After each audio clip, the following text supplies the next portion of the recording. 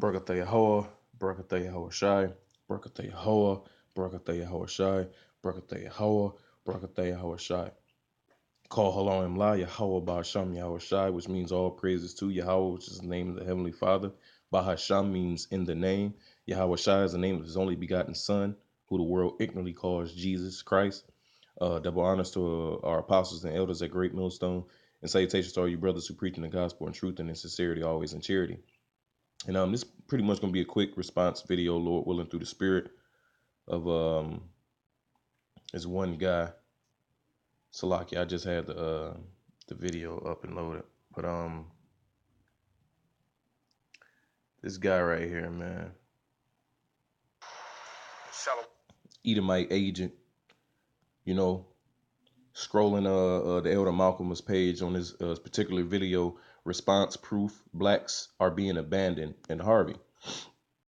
So he hops on it spewing his Edomite madness, you know, as usual, talking about you know, as you brothers can see, the Romans captured 1,000 Jews in 70 AD and brought them back to Rome. They never described them as black Negroes ever. Well, in the scriptures, when you read it, Paul was mistaken to be an Egyptian, and Paul was a Roman citizen. And Romans 11:1 clearly states that he is of the tribe of Benjamin, of the seed of Abraham. So to keep moving, you know, because he just on the comment board just spewing all kind of madness, you know. But what do you expect the devil to do? The devil is sent here to deceive, you know. But there's a particular set of comments, right? He says, so let me see. This is, and by the way, I'm going to name this video a response to Mad Max. It says, so let me see if I got this straight. For 3,000 years, not a single scholar, historian, or archaeologist could figure out who the ancient Israelites were and where they went. But you niggers figured it out in the past 20 years, laughing my fucking ass off. Right? So now this guy obviously unlearned. And if he do have some knowledge of the books and of the archaeologists, the scholars, and the historians that's out there, if he do have knowledge of it, well, then he's just a paid agent, man, to call, whose job is to cause discourse. You know, it says, sure it is, nigga, sure it is. How do you plan on capturing 200 million whites in America? Hey, through our Lord and Savior, man. Once Yahweh shall crack those clouds, man. And plus, the whites in America, the so-called white man, the Edomites in America, there will be no more Edomites in America, man. Each Edomite on this piece of land is getting nuked. You understand? So you meant the so-called white man, the Edomites around the world. And look, he says, how do you keep it secret from a nigger? Answer, put it in the book. Laughing my ass off. Silly niggers, right? So it's beautiful because he said, put it in the book. So check this, right?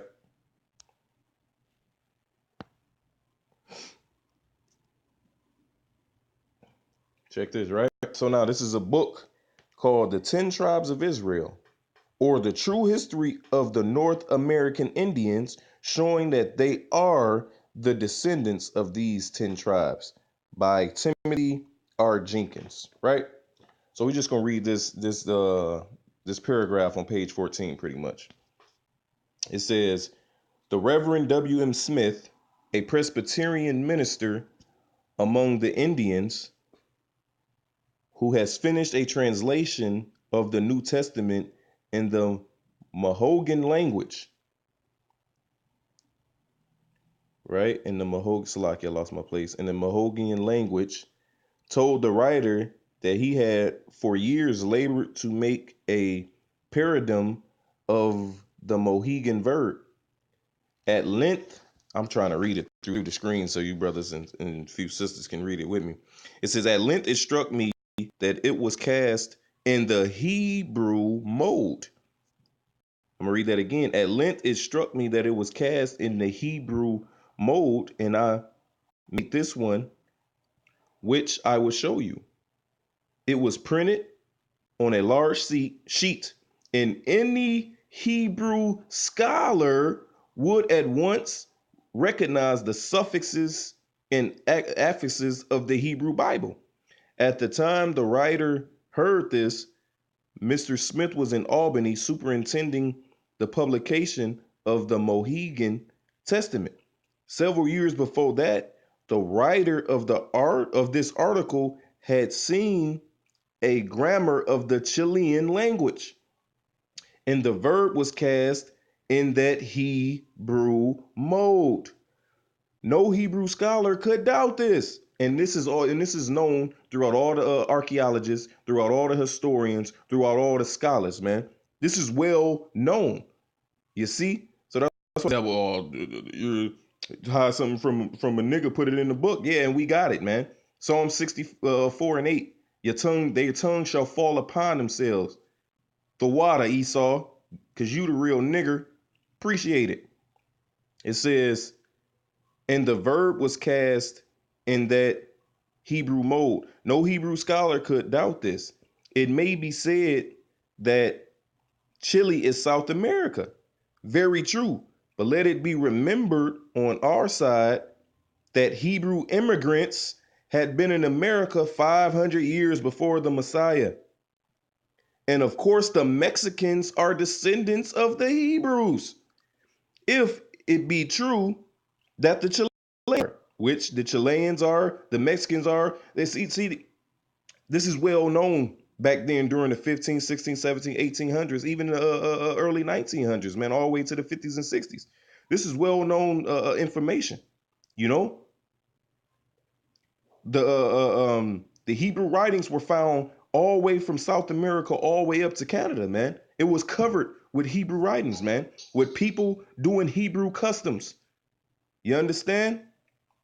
It says Judge Breckenridge, who was secretary of the legation to Mexico, told the writer that the language of the Mexicans was a very jingling language, a great many consonants and few consonants and few vowels, in that it resembles the language of the Tartars. Their usages indicate the same thing. First, they have a long festival in spring, the time of year the Jews keep their Passover. Second, many of the Indians, especially those of Western Pennsylvania 70 years ago, did not eat of the sinew that shrank, which goes back to Genesis, with Jacob wrestled against the angel, right? Third, they make a tent and enter that tent to purify themselves. Six, one tribe at least has a box in which is a copy of parchment which they keep most sacred, which is scrolls. This the writer had from Mount Shannon, a very respectable gentleman, who said that after great persuasion, they showed it to him. It was written in large letters with blue ink, Salakia, with blue ink. Mr. Shannon was not a Hebrew scholar and did not know what language it was. Seventh, inscriptions. The writer will speak in the first person as is customary now. It says, in going down Lake Champlain in December 1832, I was detained by accident, which happened to the steamboat at Lake Salakia. At Lake Ticonderoga. There I discovered near a small village Hebrew letters on the rocks.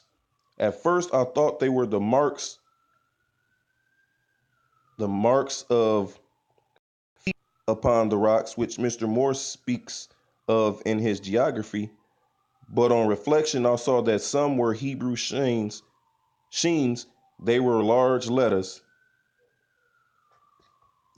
from 4 to 5 inches long and beautifully carved.